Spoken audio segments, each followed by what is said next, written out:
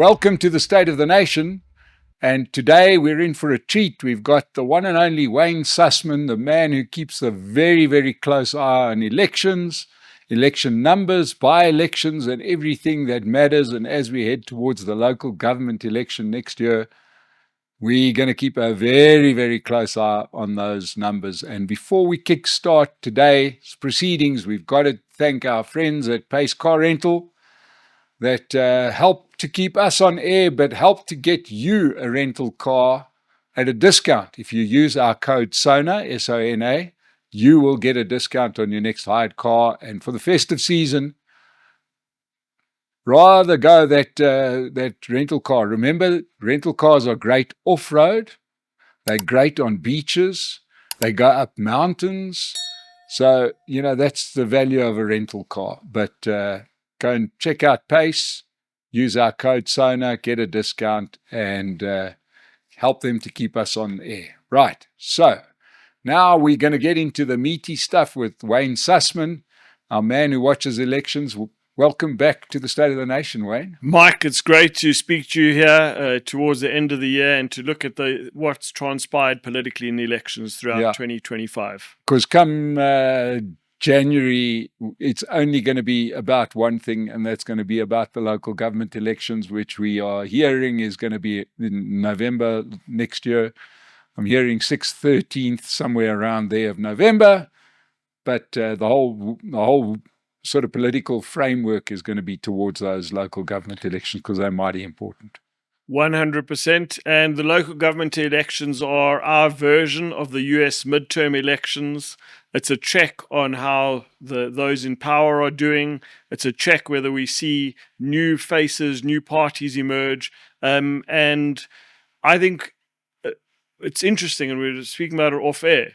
I think there's a greater interest in politics and elections than there were a few years ago, but it doesn't always transpire into voter participation. But do I think that a lot of South Africans are going to be interested in these elections? 100%. They're going to be interested in watching those numbers, interested in watching who emerges, who the winner is going to be, and who the loser is going to be. Now, Wayne, I want to put it to you that there might be something different about these local government elections compared to previous local government elections. In the past, and one can just look at the numbers, they were kind of viewed as midterms. There was a very close correlation between the party's overall percentage in a general election and then the local government election. But now you've got some real issues. For example, failing metros, failing municipalities, towns, etc., districts. That has sort of raised the temperature for the local government elections. People understand that there is somebody here in this city or this town that is not doing their job. There seems to be a greater realization of, I shouldn't just vote on emotion or ideology. In actual fact, I want to vote on potholes. 100%. The issues are tangible. The issues are real. It is about water. It is about electricity. It is about potholes. It's about refuse collection. These are the things residents, voters have to engage with every single day of their life. Policy and arts and culture, policy and home affairs, foreign policy, all those things are important. But these are the bread and butter issues of politics. And that is why you see such amplified interest in the importance of local government elections. It's clear that, yes, there's good economic policy, there's nothing more important for a country, but you might only see those benefits in 2, 3, 5 years' time. If you have a good refuse collection policy or plan, that can show benefits far quicker than an economic policy or a new foreign policy. And we've seen local governments lead general elections rather than the other way around. So a good performance by a party in local government could sway the vote towards them in a general election. We saw that historically, and the best example was in the Western Cape and Cape Town specifically, where the DA went from being a small part of that thing to eventually leading a coalition to governing well, which gave them a bigger chunk of the market, which gave them a bigger chunk of the Western Cape and the national market if one looks by province and so on. So performance matters. 100%. You spoke about the Democratic Alliance. We've now had the IFP, which has been associated as a party with the poorer areas of northern KwaZulu-Natal. They've governed some larger municipalities in the last 5 years, and parties want to show their track record. I mean, we also know that the IFP is governing KwaZulu-Natal, but these parties want to show their track record, and the Democratic Alliance spoke about their record in good governance, spoke about service delivery issues, and this has helped them build their case for the voters. But of course, we're now going to an election where the Democratic Alliance have been running the city of Cape Town for many, many years. Are we going to see voter fatigue emerge towards the Democratic Alliance? Are people going to say it's time for something else? These are some of the themes you're going to see in the next election. Yeah, you get to that point where everybody expects the buses to run on time. Now, what else? I'm going to moan about the one problem that I have and maybe sway the vote. We're talking about good performance leading to good outcomes. There's also the opposite. There's bad performance. And it seems to me that one of the tactics that has backfired spectacularly was the ANC's idea of puppet mayors. That really seems to have hurt their brand. People gave their vote to the ANC. The ANC gets into a coalition government, and the only way they can do it is to bribe some small party by giving them the mayoralty. And those mayors have just not been up to snuff. We've seen that in Johannesburg, Ekurhuleni, Nelson Mandela Bay, a few other places. Correct. Bukhali City as well. And for an ANC voter who is entrusting the ANC to lead the municipality, I think it must also hurt. I mean, we have a scenario, I think it was in Bukhali City, Krugersdorp, which is a very large municipality, not a metro, but a large municipality, where the mayor for some period of time was from the African Transformation Movement. I think they got 600 votes in the election. And you compare that to the ANC, which is getting thousands and thousands of votes.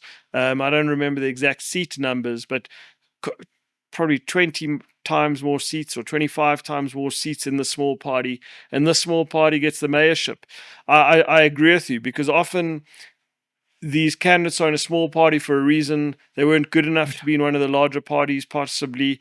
And here, the ANC's entrusted them. And that's why the ANC had to make interventions in the city of Johannesburg, in Ekurhuleni, to get there, make sure that they get control of those mayoral chains, because otherwise we're going to pay an even bigger price in the upcoming election. And that's why we've seen new mayors emerge from the ANC in some of these metropolitan areas. Yeah, and one didn't expect, certainly as somebody that watches politics closely, you didn't expect the Mandela Commission and the various commissions to start becoming about local government. When you look at how rotten the Ekurhuleni is, which is governed by the ANC and the EFF, you've got to say that this place that is just all about stealing ratepayers' money and helping criminal syndicates, I got a feeling when Cyril Ramaphosa woke up from his coma and instituted the commissions, I don't think he realized that it might just hurt them in the local government elections. Yeah, well, Ekurhuleni is a very important metropolitan area. When we think of Gauteng, we think of Johannesburg and Tshwane, the nation's capital, Pretoria, Johannesburg, the economic engine of South Africa. But Ekurhuleni actually has more councillors than Tshwane. It is the fourth largest metropolitan council in the country after Johannesburg, Cape Town, Durban, then comes Ekurhuleni. And by the way, Ekurhuleni was key to the ANC in 2019. If you remember, in 2019, the ANC got about 50.35% or 50.19. I can't remember, just over that 50% mark. But it wasn't for the metropolitan area from Ekurhuleni, they would have lost their outright majority in that election. We know that they did lose in 2024. It's where Panyaza Lesufi comes from. He comes from Ekurhuleni. So this is vital. And if the ANC, if one has to look at the three metros, it's where the ANC performed the best in 2021. And now, because of all these commissions of inquiry, because of the service delivery challenges, the ANC has a real fight in its hands in the next election. Yeah, and I've got to say, if they get punished by voters, it's no less than what they deserve, because in some of the stories coming out of that metro is just staggering. It's unbelievable, in actual fact, that you could have that. So, Wayne, part of what we do from time to time is, the country continually has by-elections, and the by-elections sometimes start giving you indicators. We understand that it can Yeah, it's not the same as the big, hoopla of the big local government elections, but they do give a fairly accurate idea as to what people are thinking. So we're going to do a quick trip around the country, aren't we? And then we're going to talk about some of the parties along the way, and afterwards we'll do a bit of a summing up. Sure. Let's start off with the one that's contested, certainly on a provincial basis, but certainly in many of the districts and so on, is just KwaZulu-Natal, which has seen a lot of movement because you've got roughly 4 players in that market, 4.5. Obviously, you had that staggering performance by Umkhonto we Sizwe in the last general election, where they got just under 50% of the province. It was an ANC's biggest area when Jacob Zuma was their president. They are still around, but seem to be hemorrhaging. IFP hope to do well, and they used to do well and govern the place back in the day. DA still holds on to certain metros, and the EFF does EFF things in KwaZulu-Natal. So what are the by-elections in KZN telling you? So, again, you spoke about this was the reason why the ANC has its worst ever performance in 2024 is largely attributable to Umkhonto we Sizwe's performance in KwaZulu-Natal and, of course, in Mpumalanga and Gauteng. And last week, what we've seen essentially since the 2024 elections is that Umkhonto we Sizwe have battled to replicate what they achieved in the 2024 ballot. And usually in a situation like that, when a party comes so close to an outright majority, you'd expect their supporters to believe even more, to say this is unjust, we by far the largest party, but we're not in government, we're going to go out and vote and campaign and work even harder. That hasn't really happened. I mean, you have seen Umkhonto we Sizwe win wards across the province, in the south of the province, the north. Also in eThekwini, they've won some key by-elections, which is obviously that's Durban, the most populated area. But they haven't won it to the extent that they're winning in those areas in 2024. Now, I have people in Umkhonto we Sizwe push back at me and say you're comparing apples with oranges. It's ridiculous. But their performance in 2024 is our best frame of reference as to how they performed. And generally, they haven't done as well. But as I've said, they've taken a lot of wards off the ANC. They've also taken wards. They've also taken wards off the DA. But essentially, last week was an interesting result. We go to the Tugela River mouth to Mandeni, which is in the Lembe district near Richards Bay, between Kwadakuza, between Belita and Richards Bay. And they got 70% of the vote there. We've had 2 by-elections now in Mandeni. And a few weeks ago, there was a by-election. Again, they got over 70% of the vote in 2024. They won the ward a few weeks ago, 40% of the vote. Now, it's a win. I mean, not everyone crunches the numbers like you and I do and others do, but it's a win, but they would have been concerned. Last week, just a few days ago, you saw Umkhonto we Sizwe again get over 70% a year ago, but getting 60% of the vote this time. And I think that's a very good result. Now, they're not matching what they got last time, but they're getting closer to that number. So it's been, we've seen the IFP gain and lose. We've seen the ANC recover some support. You've seen the DA run into some trouble in metropolitan areas, but there was recently a by-election in quite a diverse area where they did exceedingly well. And you can judge them on their best performance. So I'd say it like this, Mike, that Umkhonto we Sizwe will not do as well as they did in 2024, but will be the largest party in many municipalities and govern some of those municipalities outright. The ANC will not do as badly as they did in 2024, and will recover some of that support, but will still lose hundreds of councillors across KwaZulu-Natal. Because let's just to remind the viewers and the listeners, KwaZulu-Natal is the second most populous province in the country. About 1 in 5 of our voters come from this province. So that's the ANC. And then just quickly on the IFP and the DA. I think the IFP will benefit from some of the MK's decline. I think some of the voters will go back to the IFP. I think some ANC voters, as we saw before MK was formed, making their cross to the IFP. And then with the DA, look, I don't see them making breakthroughs in rural northern KwaZulu-Natal. That's not their territory, that's not their terrain, nor in the rural parts of southern KwaZulu-Natal. But they'll focus on eThekwini, on Durban. They'll focus on some of the south coast, some of the north coast, and of course, Umgeni, where Chris Pappas is mayor, and then, of course, Pietermaritzburg. So they're going to run a more focused campaign, and I think they're in a good position to grow. One of the things we must remember, there was so much to cover, and I'll round out now, from the 2024 election, is that everyone expected Chris Pappas to grow the DA.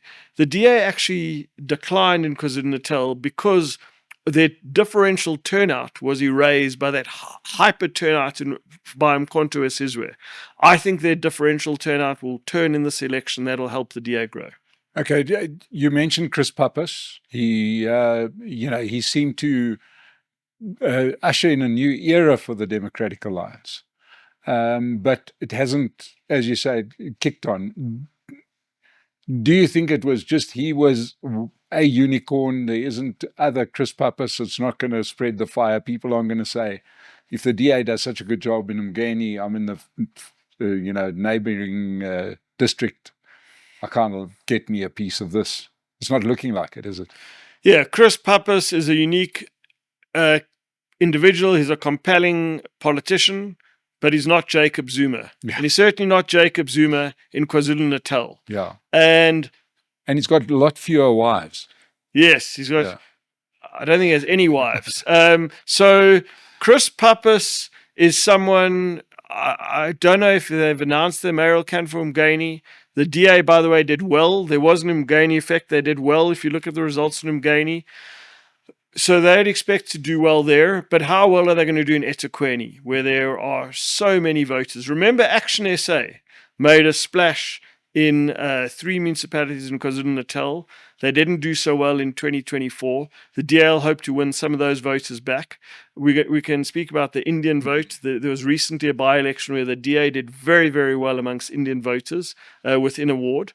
So that's what the DA is going to focus on in this election, yes. Now, we know that EFF has always struggled. One might say that they put too much emphasis on, they thought they were onto a good thing in the KZN area, tried really hard in the last government election, got rebuffed quite badly. And they seem to now be a bit part player. So 2019, one of the reasons why the EFF has their best election performance is because of KwaZulu-Natal, where they make a real breakthrough and you see ANC voters in the urban areas and those municipalities around eThekwini break for the EFF. That their support starts collapsing when they withdrew from their partnership with the IFP. You see their support starting to collapse, and then Mkhonto Sizwe gets formed, and they affected the EFF greatly. The by-elections suggest that's one constant theme, that the EFF are showing no sign of recovery in KwaZulu-Natal. And it's going to be, they might see opportunity. They have to, every party has to focus on KwaZulu-Natal, 20% of the voter market. But I don't think they're going to do very well. Just one other party which has which looms large in the legislature because of their one seat is the National Freedom Party. They've threatened to withdraw from the coalition. I think they will also perform poorly in this election. Those are the parties represented in the legislature right now. So they're the 6 largest parties in KZN. I think both the EFF and NFP will struggle a lot. Yeah, what you're starting to see in politics just in general is like a departure lounge. When you fall below a certain level of support, your party just, you're 1 or 2 elections away from gone. We saw it with Cope, disappeared in the last election. Looks like the NFP are on their way out as well. Correct. Remember, the NFP have no seats in Parliament, but they got that 1 seat in the legislature, which is quite unique. Yes. Right. So let's look at the other contested areas first, and then we'll go to the other provinces. The nice part about this format is we don't really worry about the time limit. As long as this is interesting, we're going to keep going. So Gauteng, right? we know, and I will not have bad words said about Dada Moreira. He's the only politician who did what he said. He said he was going to do nothing. He's done nothing. Right? ANC mayor. He's the first politician I've ever known that stood and up and said, well, he was standing up. It didn't look like it.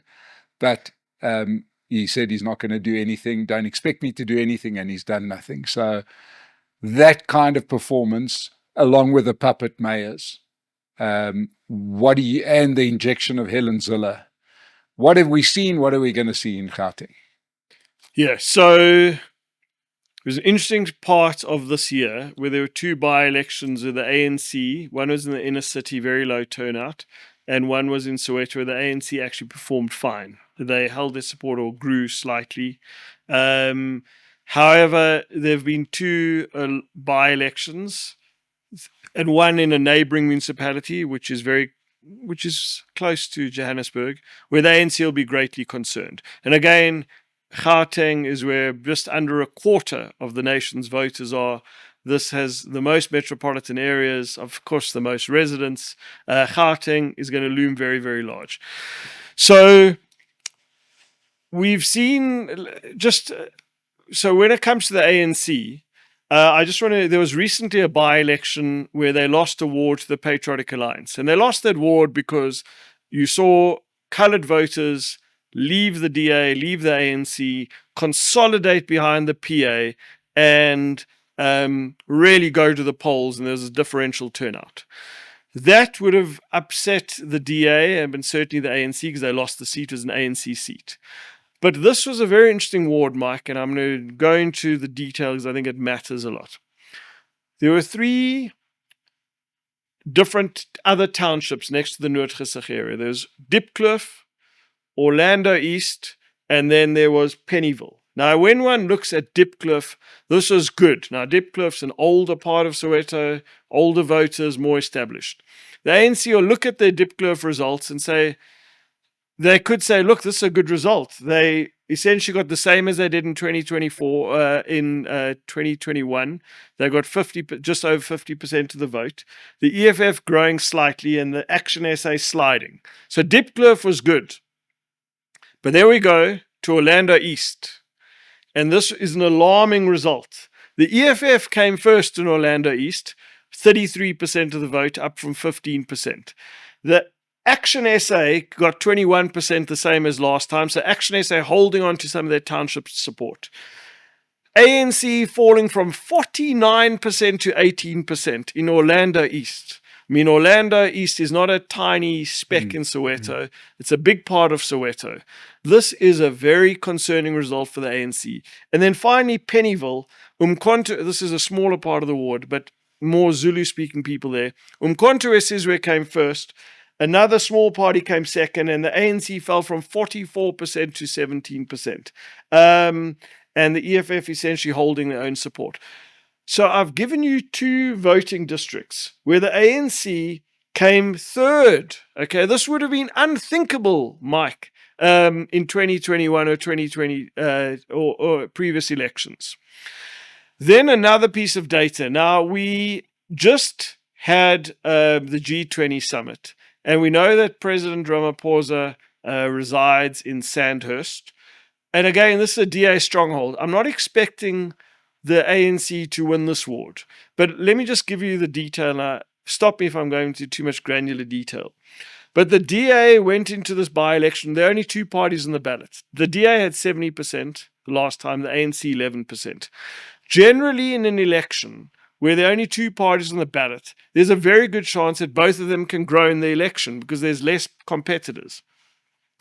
The DA got 97%, the ANC got 3%. This is 3 days after very positive coverage for the president and for the government after the host of the G20.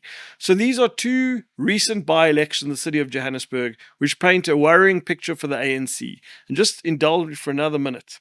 I want to go quickly to the edge of Gauteng, because this was also a few days ago.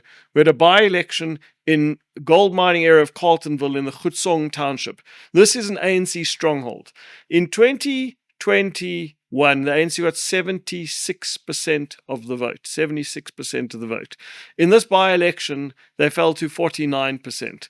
You saw the EFF grow from 9 to 20%. You saw ActionSA come third, I think, with 14%, and MK make their mark. So what we're seeing is, I always love going to the granular detail, is the ANC vote share going in all directions. This is an alarming thing a year out from the elections. Now, next week, we have a by-election in Ekurhuleni, which we've been speaking about. I don't expect the ANC to show as much slippage as they have recently, but this is worrying data for the ANC, Mike. Yeah, well, I suppose if one looks at it, the ANC has always been touted as the broad church.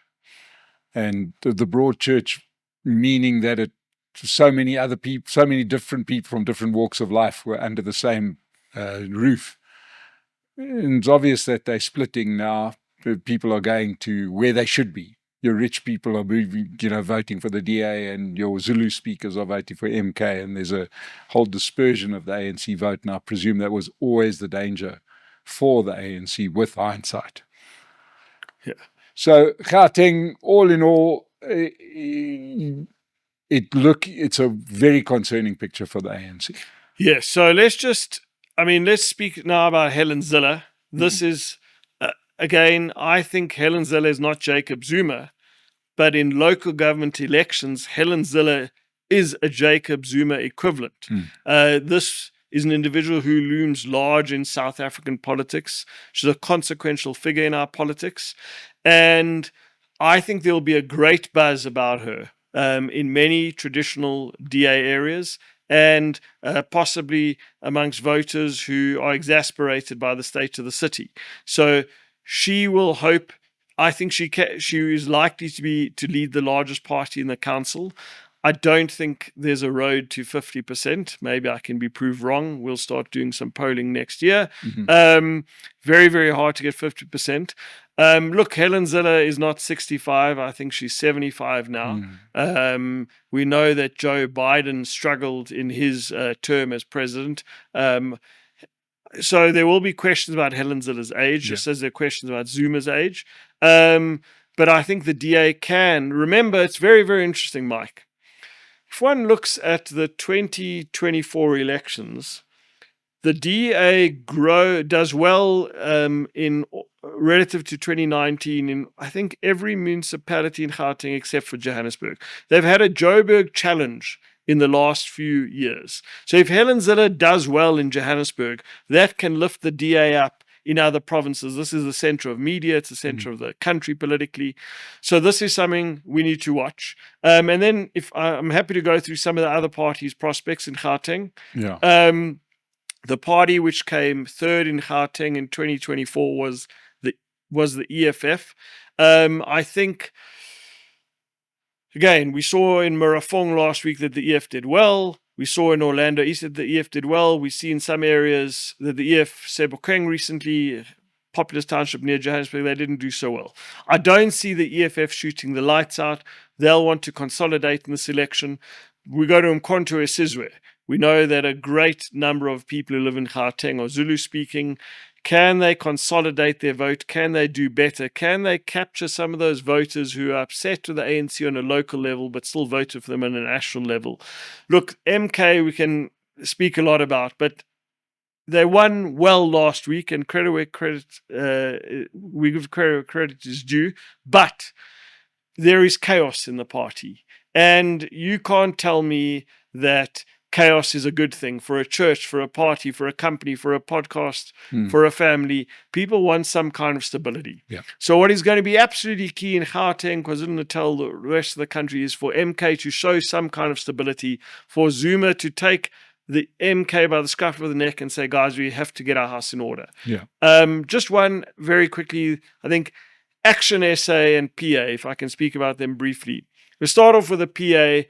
Kenny Kunene will be the mayoral candidate in Johannesburg. He has obviously been in the news. It's been a difficult year for Kenny Kunene, but I think he's someone who's got name recognition. He's got that X factor, almost as good as Gauteng. They might do well in this election in Johannesburg and parts of Ekurhuleni. And then just finally, ActionSA. Now, I do not. The $1 million question is whether Herman Mashaba runs for mayor. I think Herman Mashaba would like to finish what he started. He was a former mayor. The question is whether he wants to roll up his sleeves and go to war with Helen Zille. We know that these two people are not sending each other Valentine's Day cards or not even Christmas cards. And then there's the Tshwane effect. We know that ActionSA is running Tshwane. They are running, I think they've built a very big profile around Mayor Moya. The question is whether that translates to the rest of Gauteng.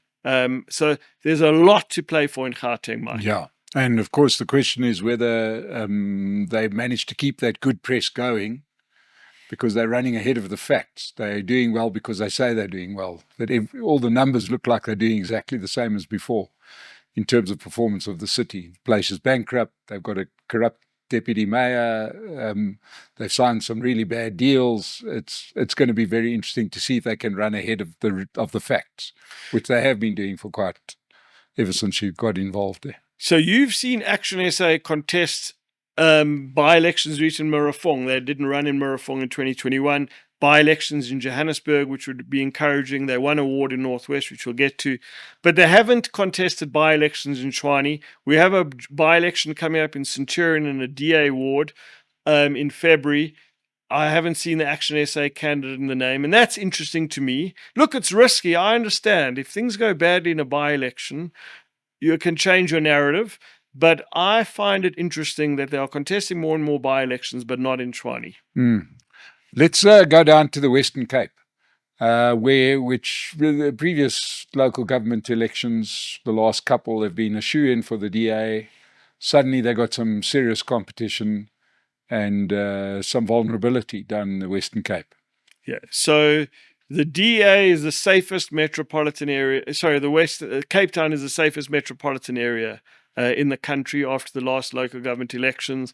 This meant that the DA did better in the city of Cape Town than the ANC did in Buffalo City in Mangaung. And by the way, that was the case after the last election as well in 2024. So in the last election, the DA had to contest with Good, and they had concerns with the Afrikaans voters with the Freedom Front. But essentially, Good hurt the DA somewhat. But now you have the PA, and this is a party which has been doing very well across the Western Cape Platteland, winning wards off the DA, winning wards off the ANC. So I expect the PA to really hurt the DA and the ANC in the next election. But which PA is going to show up? If one looks at the 2024 elections and you look at Saldanha Bay, the PA did really well there. But one of the results which mystified me was Beaufort West, where the DA have always struggled in Beaufort West, but I think had one of their best election performances there. And the PA didn't come to the party. They didn't show that pre-election momentum in the Central Karoo. So the PA have shown that they can contest more than one by-election a day. They can contest by-elections not just in Gauteng, in coloured areas, but in the Western Cape, the Eastern Cape, the Northern Cape, where they've been winning wards. That they can fight multiple by-elections in a single day. The PA are on the up. Can they go into this election as a cohesive, united force? Gayton McKenzie looms large. Gayton McKenzie is someone who's South African voters are enamored by his larger-than-life personalities, but can Gayton McKenzie multiply? It's one thing showing up for a by-election. Can you show up in hundreds of wards, hundreds of communities in election day, and can you get your councillors to fire on all cylinders as him? So that's going to be key. I think good are now under UFC. I don't think they're going to be an impact on the DA. They're also in the departure lounge. They are struggling a lot. And then you have the National Coloured Congress. And I wonder whether these commissions of inquiry have hurt their brands, because Fadil Adams has been in it. And that might also... So the DA will know that its major competitor going into this election is going to be the PA. Just one thing, the DA have shown in a few areas of the ability to increase black votes in Western Cape townships, and they'll want that to continue. Could this be a breakthrough election for them where they get over 10% of that mark. As we started off and mentioned that in local government elections, sometimes local factors come into play. And I wonder if the fact that the first place that the Patriotic Alliance did govern was in Beaufort West, and then unsurprisingly did really poorly in the following election in that area. And nobody seems to be making that link. When people have experienced what it's like to be under the Patriotic Alliance, that maybe they're not as enthusiastic. Yeah, but I also think, to the PA's credit, like, people have forgotten about that. I mean, you're reminding us, but I think now they associate PA with the Ministry of Sports, Arts and Culture, and that's Gauteng McKenzie going to run far more on that. People don't forget who didn't pick up the bins. In Beaufort West, in correct? Beaufort West, yeah. So, and back to the Kuruleni story, ANC, EFF have stolen the place blind. People aren't going to forget that as much as what analysts think they're going to forget it. Well, we're going to see a by-election next week. It's going to be really interesting to see those movements there. Yes. Eastern Cape. Eastern Cape was the traditional stronghold of the ANC. It remains. It seems like the worse the governance is in the Eastern Cape, the more people like to vote for them. Well, the ANC have... So we've run things of the map of the Eastern Cape. There is Nelson Mandela Bay, which is obviously by the coast towards the western side, and then there's a big western flank next to the Western Cape called Sadabartman. So everything to the right of Nelson Mandela Bay, the ANC have done brilliantly. They defy the odds. The support voters remain extremely loyal. The rest of the ANC around the country need to go there on study trips to see what they're doing right there in winning those elections. But there were some interesting by-elections just a few days ago. When we go to Makanda, which is formerly Grahamstown, the Makana municipality, there was a by-election in an area called Fingo and Tanchi. Now, these are traditional ANC townships. Again, this is the western part of the Eastern Cape. At Makana, some voters vote more like the rest of the Eastern Cape there than the other voters in Sarabartman district.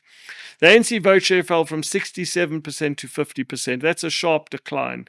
The big gainers there were the DA from 1% to 26%. Now, that doesn't mean that the DA is going to get 26% in all townships across the Eastern Cape, but that is a very, very encouraging data point for the DA. I think the ANC result is very concerning to fall to that 50% mark. This would have been unthinkable a few elections ago. This is the type of place where the ANC would, a few elections ago, get 90% of the vote. And then we go to Jeffreys Bay. There's a very interesting ward, Mike. Aston Bay, which is like a traditional DA stronghold. Pell's Rus, which is more of a coloured area. And then the area of Toko Sexuality. And the ANC fell from second place to third place. Pell's Rus, within that ward, they fell from first to third place. So you're seeing the ANC lose sharply amongst coloured voters. By the way, on that theme of coloured voters, the ANC lost another ward last week in this area called Kokama, the Lungcliffe area. So there you're seeing the PA hurt the ANC far more than they're hurting the DA. But in the overwhelming amount of provinces in those former Transkei, in that what we call the OR Tambo district, I don't think those ANC councillors are going to sweat much when it comes to election day. I don't see parties making much breakthrough. Nelson Mandela Bay is going to be very interesting. We know that this has been very closely contested between the DA and the ANC. Now, the ANC's biggest concern going into Nelson Mandela Bay will be the EFF. It's one metropolitan area the EFF has shown some growth. I don't see MK or other new parties emerging. I think the DA are going to dominate those suburban areas. I wonder, the PA versus the DA in those northern suburbs is going to be very interesting. So the DA, their ability to finish first, and they finished first 2 elections ago, will be connected to it was like they're actually tied to the ANC last time around. They got the same percentage points. Will be connected to how they hold off the PA. The DA won a very key by-election in the northern areas. You saw the PA grow, but that's going to be interesting. Just on Buffalo City, because we speak about metropolitan areas, the ANC should hold, possibly with an outright majority. Watch the EFF there. Okay, so there was a party, the Northern Alliance. I love that name. I love it. It sounds like something out of Star Trek. Or Star Wars. Afghanistan. There was Yeah, yes. who have got an incredibly dodgy leader who's the mayor, or was the mayor, and until eventually got arrested or he's going to court or something like that. Do they just give way to the Patriotic Alliance? Yeah, they will be blown out of the water in the next election. So they're going to join Good and NFP? No, I think their voters are more likely to vote for the PA. Some will go to the DA, but the PA will be the big winner there. Yeah. Okay. So we will come back to some of the coalition issues. On to more other contested space in Mpumalanga. Very closely run place, not a shoe-in for the ANC like it used to be. Well, it used to be the second best province for many, many elections. And I remember, I think it was the first or second election on the national ballot. They ran Limpopo close. You've seen the ANC really start to struggle in some of the more urban areas, like the DA won a ward off them in the area of Kriel by the Kriel power station.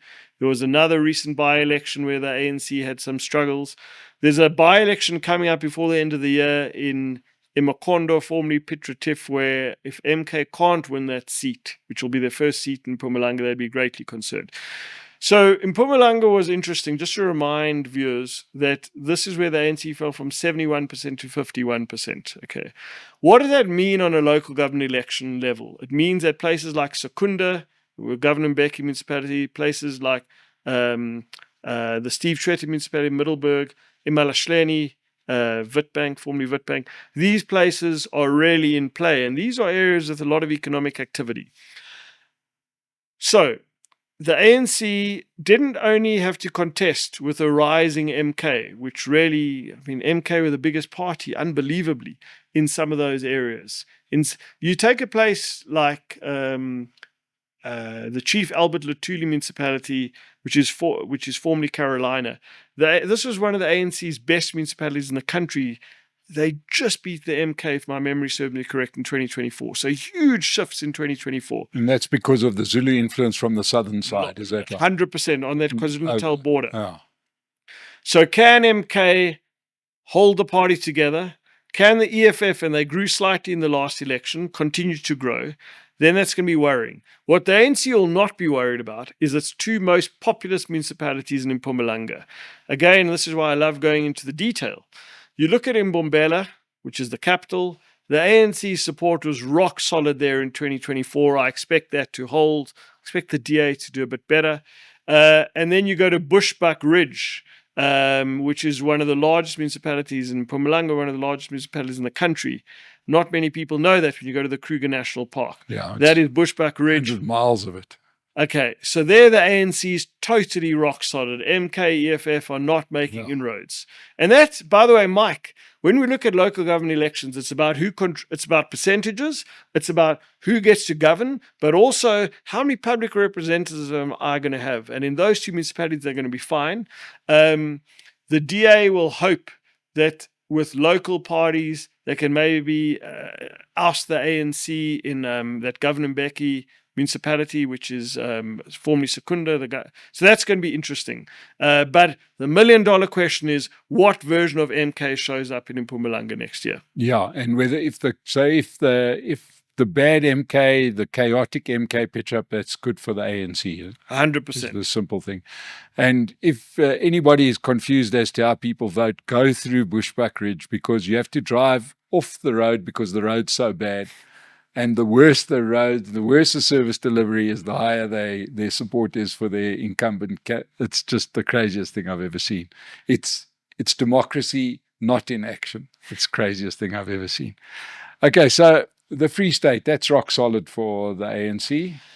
Well, just briefly on the Free State, first of all, is the metropolitan area, Mangaung. We're hearing rumors that there's going to be a well-known local candidate running as an independent or trying to start their own party. I haven't seen that come into fruition yet. Just a reminder, I mean, it's not just Bloemfontein, it's Botshabelo Township, which is one of the largest townships in South Africa. You're going to expect the DA to grow in this election, the Free State. By the way, one of the best performing provinces for the DA in the last election was the Free State province. I think the ANC might well fall under 50% and have to form a coalition, Mangaung. There's a great dysfunctionality in that municipality. Then other municipalities are interesting to watch always is Metsi Maholo, where, Metsi Maholo, no party, I think, got more than 35% in the last election. ANC strong, the DA strong, the EFF are strong. The second most populous municipality in the province is Matjhabeng, Welkom, where the ANC's had struggles. The ANC might fall under 50% there. But I'm not seeing new parties emerge, new local parties emerge. It's how well can the EFF do, how well can the DA do, how well can the Freedom Front get their mojo back? They're historically strong in the Free State, but I don't see much change happening there. Yeah, and if one follows the news, it's remarkable that the ANC get any votes whatsoever in Matjhabeng. They have literally stolen the city to a degree that is breathtaking. And but hey, voters vote the way voters vote. Moving a little bit northwest, the Northwest Province. Yeah, there's not much going on there, is there? Well, we did see a award get won by ActionSA. We got two interesting results. Award won by Umkhonto Sizwe, which I didn't see coming, near Rustenburg. Award won by ActionSA in a very rural municipality near the town of Zeerust in the Ramochere Moiloa municipality. By the way, those results should worry the ANC. And those there was the Ditsobotla municipality in Lichtenburg, which is one of the most dysfunctional municipalities in the country. Now, I expected the EFF to do well in the townships around Lichtenburg, but they actually won a very rural seat, like mainly farmlands. That should worry you, because those who drive through the Northwest know that it's big farming country. But our key focus of the Northwest must always be Rustenburg, where most of the voters are, and Madibeng, place of Brits, where Marikana actually happened. The ANC's support is fine there. The EFF have been struggling there, and we know how important Marikana is to the EFF's origin story. Now, what is going to be key is, do the ANC hold on to its support? They're in a coalition currently in Rustenburg. Do they hold on to that support, or do they slide even further? If we go through the other parties in the Northwest, remember this is where the former Freedom Front leader comes from. They already gave the DA a very hard time in the last election. The DA clawed back some of that support. Potchefstroom. Key municipality there is JB Marks in Potchefstroom. By the way, the PA this is one of the areas where they have pockets of support in the Northwest, is in the JB Marks municipality. This is going to be a battle royal. I expect the ANC to slide even further there, but how well can parties like the DA, the PA, EFF, Freedom Front do? You will see the ANC, certainly in the Northwest, having to form more coalitions after this election. The ANC's stronghold, Limpopo, water be damned, roads be damned, vote for the ANC. Is that right? The ANC, they get the award after these last two results a few days ago in the Eastern Cape as the party of the year, the province of the year for the ANC. Look, it was interesting. If you go through the Polokwane result in 2024, and this is a large metropolitan area, the ANC grew there. And this is an election where the ANC fell by 18 percentage points. And here in the most populous municipality in Limpopo, they are growing. The EFF slid dramatically in Polokwane. The most interesting, we're still going to watch Polokwane because of the amount of votes. The other area is the Waterberg area. And here we're talking about places like Modimolle, formerly Nailstrom. We're talking about places like Bela Bela. We're talking about places like Tabazimbi, where we've had a rerun of the elections, and that was amazing. That was essentially the ANC slid slightly, but still was able to form a coalition. But those are the two municipalities, Tabazimbi and Modimolle, where I think the ANC might have to form a coalition. But let's see how well they do in Polokwane. It's been a great year for the ANC in Limpopo. And then the least populous but the biggest is the Northern Cape, where the ANC have had some problems. And that one looks like it could throw up some very interesting outcomes, even though it's not based on millions of people, isn't it? Correct. Always hard to do polling. I've still got egg on my face from my projection in 2024 for the Northern Cape. Precious few voters. However, Zamani, I want to just focus on something. Premier Zamani Saul is, I think, one of the stronger ANC leaders. I rate him highly. I couldn't understand. Recently, there was a by-election in the town of Douglas in the Northern Cape by the confluence of the Vaal and Orange River. And he kept on tweeting and making statements in election day that victory is certain, that we've won this. And I follow politics around the world. And it's not the message you get out if you want to win votes on election day. You want to tell people we might lose this thing if you don't go out and vote. Well, victory wasn't certain in this by-election in Douglas, and the ANC lost a pretty safe seat. They fell from 56% to 25%, and they lost the seat to an independent candidate, Mike. The Northern Cape, because it's such vast distances, it's the one part of the country where local parties and local issues can really resonate. And this would have worried the ANC greatly. You've also seen the ANC lose a seat to the PA. The DA struggle a lot in the Northern Cape. They've been greatly affected by the PA. And I think the ANC have both the ANC and the DA will have a lot of concerns when they look at the election results over the entire year with the Northern Cape. Are we going to see the PA continue to grow? Are we going to see parties get excited by what this local grouping in Douglas just achieved? It was an independent candidate, but I know that they coordinate. Because that could be problematic for the ANC and the DA. Just very quickly on the EFF, we haven't had many township by-elections, but the EFF will hope that in places like Galesheria, they can give the ANC some problems. And those are what I'd watched in the Northern Cape. So in conclusion, I think I would have said to you a few months ago, that the Northern Cape's up there. I mean, we know it's far more competitive politically for the ANC than the Eastern Cape and Limpopo, but it's really doing the party proud. They've had some tough elections in the last few weeks, and they'd be more concerned as this year rounds out. Wayne, we've been around the country. Now let's just do a brief sort of summing up of the political parties and what they're looking at and what works for them, what doesn't work for them. So the ANC, it's a bit of red ink all over the page. The thing that we've got to remember is that they went into the 2021 local government election after 57% in the 2019 national election. So, yeah, as we said at the start, you tend to reflect that kind of performance. We're going to the 26th local government election on the back of 40% performance in the 24 general election. If you just lose that 17%, it's hundreds of councillors, as we've discussed. It is a lot of people that could lose their positions. That's why we've got political killings task teams. But where they look really vulnerable is in the metros. Really bad performance. If you were speaking to the ANC, what advice would you give them? Yeah, well, some of the advice you've already seen is since the G20 is that the Cyril Ramaphosa is clearly going to lead I see him leading the ANC into the election. I know there was questions about whether he'd see out the year. Mm-hmm. I think that's clear.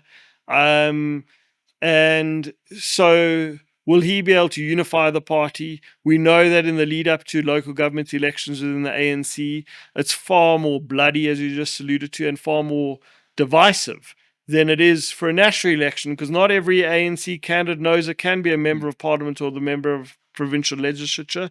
There are far more council positions.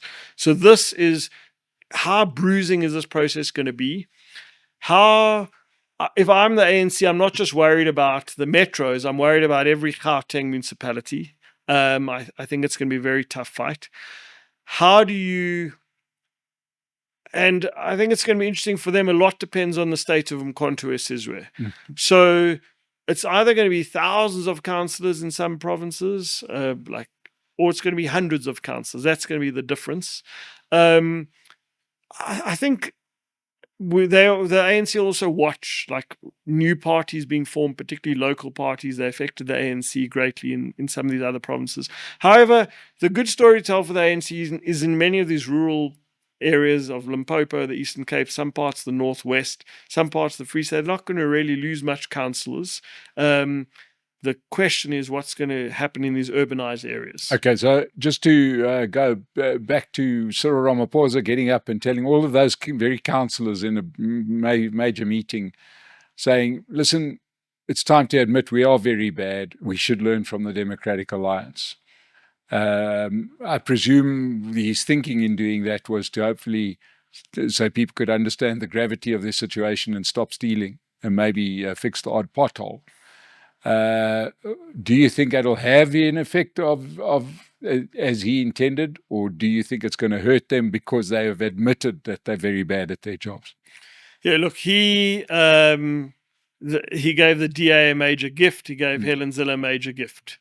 The ANC will not want to fight this election on local government elections. They will want to. They'll want to make this election about identity. They'll want to remind people that they are, correctly so, the party which liberated South Africa. We know that that didn't work so well in the last election, but I don't see them being able to convince people, unless there's a major turnaround, which I don't see in the next year, that they are going to do things differently. It's going to be very interesting in Johannesburg. We're sitting in Johannesburg to see who the mayoral candidate's going to be. I think a lot depends. I know that the ANC's going to have a regional election soon. And again, how divisive is it going to be? This is Ramaphosa and the top seven's job in the ANC to say, guys, we cannot have this infighting. This is our message. So I would say that it actually suits the ANC when President Ramaphosa has to defend Trump's accusations of white genocide. I think that will help the ANC in the election campaign. But if the elections are going to be about local issues, it's going to be far more challenging for the ANC. Now, similarly, the comments were made that the DA governs well, and the gift given to them, it's now kind of an accepted part of the lexicon to say the DA does govern better, however.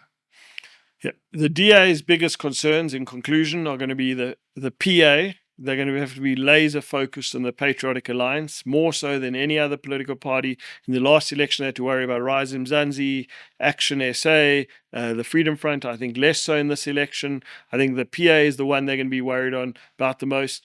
And the other one is, again, voter fatigue, suburban voter fatigue in Cape Town. People saying our rates are going up.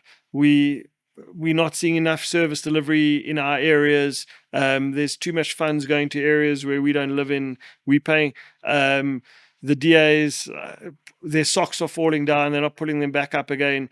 I think that's going to be a challenge for the DA. How do they energize their base?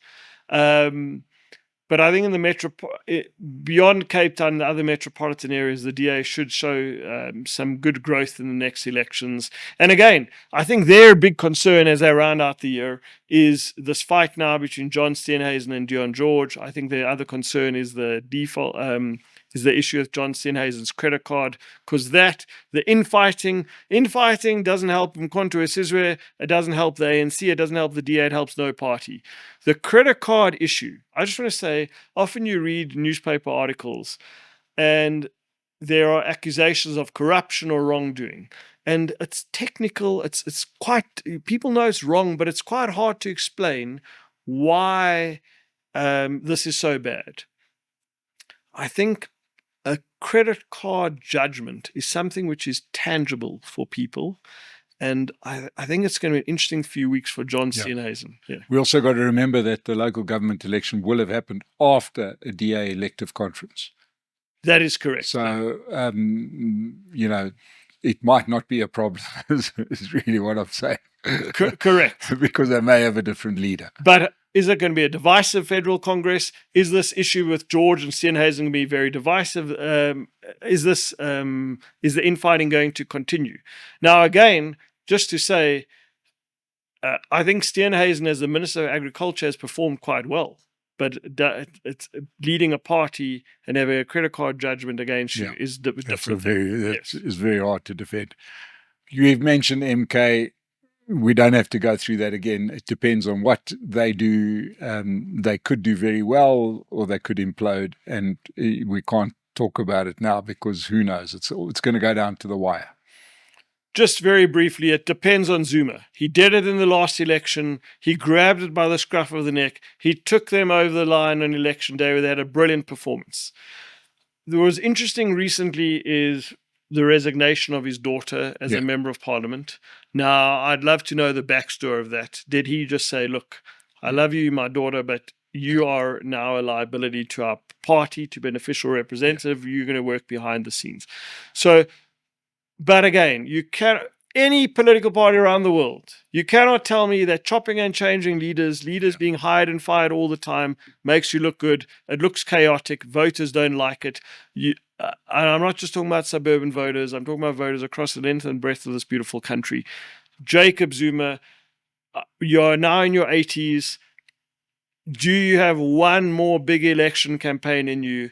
Then you can do well. Otherwise, you're going to be a disappointment to many people. Will the King of Chaos understand that chaos is not going to serve him well this time? King Chaos served him well in the last general election. We also saw the resignation of Lucky Montana, who's not really a politician. He's a state capturer.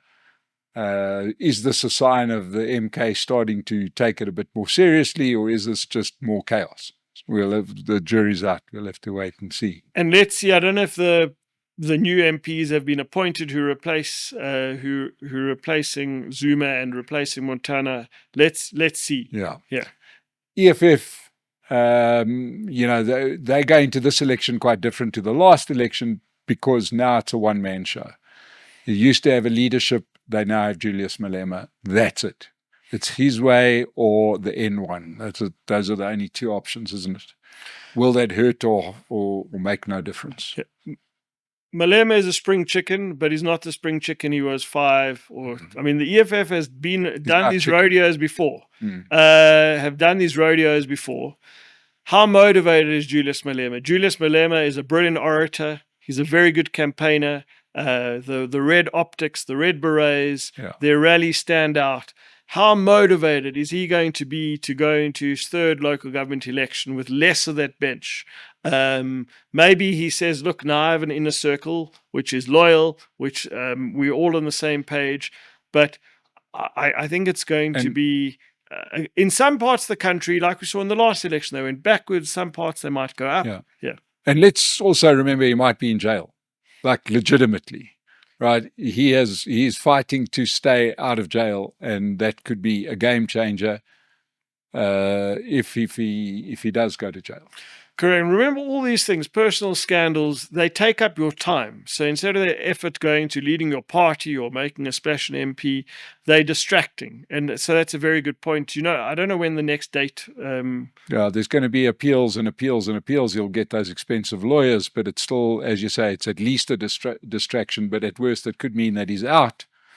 And he's depleted the party of any other leadership. So it could be quite an interesting situation. Potentially, there could be a good outcome to that, but that we don't know. Patriotic Alliance, have they shot their bolt already? Is there more to come? We've had the Gauteng McKenzie effect. It looks like it'll carry on into the election. Yeah, look, whatever one thinks of Donald Trump, one of the things you know about Donald Trump is he always knows where the camera is. I remember him following Hillary Clinton and Joe Biden in the one debate around the debate stage. The closest thing to that in South Africa is Gauteng McKenzie. He has this brilliant ability to know where the camera is and to make himself central to the story. It's a very smart political activity. So his stock will continue to rise. The question is, you now are destined to have your best election ever. When you have your best election ever, many councillors, many campaigns to run, many activists to marshal, can that one PA team right now is highly disciplined, highly loyal, highly motivated. But if I'm not going to get a position, do I remain highly motivated and highly loyal? That's the key to this election. But the PA, if I look at it relative to 2024, I think it cannot be disputed. And again, it's off a low base. Are the political parties grown the most this year? IFP, will their stint in KZN legislature running the province in the coalition, will it help, harm, or do nothing in particular? It's looking like the latter at the moment.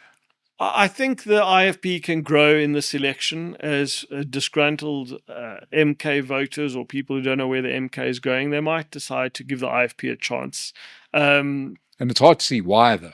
But, other than I can't vote there, so I'll go here. People have interesting ideas when they make their political choices. The last election was key because the IFP now govern in places like Umhlatuze, Richards Bay, and Newcastle. These are not backwater places in KwaZulu-Natal, with respect. These are not deeply rural places.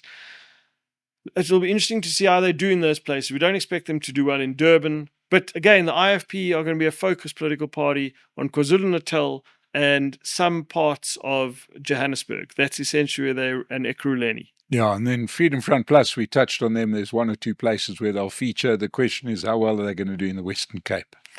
So they've got a new leader. I think Pieter Groenewald, still the Minister of Correctional Services, but now it's Corne Mulder. He's someone who, again, I think is much more. He is more media savvy than Pieter Groenewald. He's someone respected by a wide variety of political parties, but I think they might do better in some, but they're not going to do as well as they did in 2021, in my opinion. And then rounding it out, we've got ActionSA, which is going to this local government election. They made a splash in 2021 when they contested in a very few limited places and did outperformed. They've now changed their tactic at all, completely. They originally went after, call them DA voters. They've now gone full 180 degrees, and they're going after black voters in townships. Might be a good tactic. Well, that's definitely a good choice because that's a much bigger market. Again, is there a Tshwane effect? Until ActionSA contests by-elections, we don't know the answer to that question, and they're not contesting those by-elections. Encouraging results, again, in the northwest and in Marafong, which is Setswana-speaking areas. This is so I don't think they're going to do as badly as they did in 2024, because they did much worse in 2024 relative to 2021.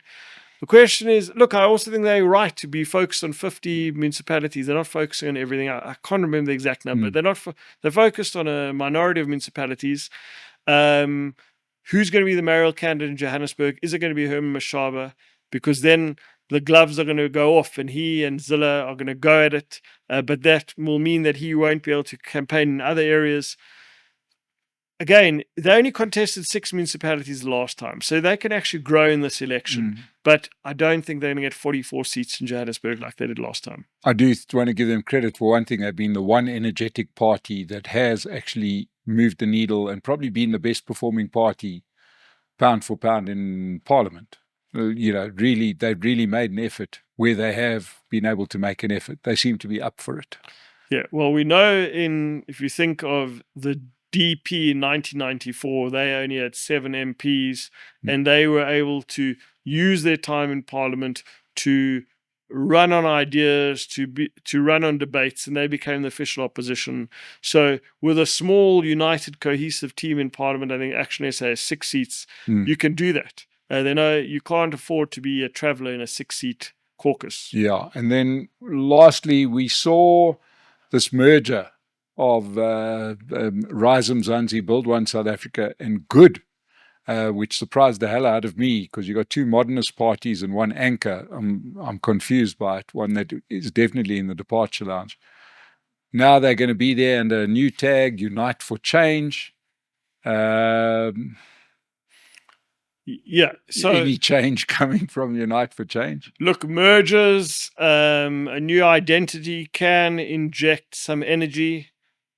I think there will be media interest in it, but I think they're going to struggle in this election. Unless they have a slam dunk mayoral candidate who I'm not seeing coming, I think it's going to be a very, very difficult election. Well, Wayne, we've really done an exhaustive analysis of everything. I've got to tell everybody that's watching, and this is something that we're going to be mentioning a lot, is just the importance of these local government elections, that you actually get out and vote. This actually, you can't complain. There's this tendency to moan about the president when you've got a pothole in the road, or to moan about the minister when the water doesn't come out the tap. The failure is at local government level.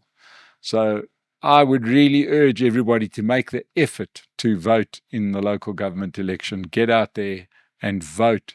If your party is in your seat and it's a safe seat, believe me, you need to vote so that they can get proportional representation seats. It's vital.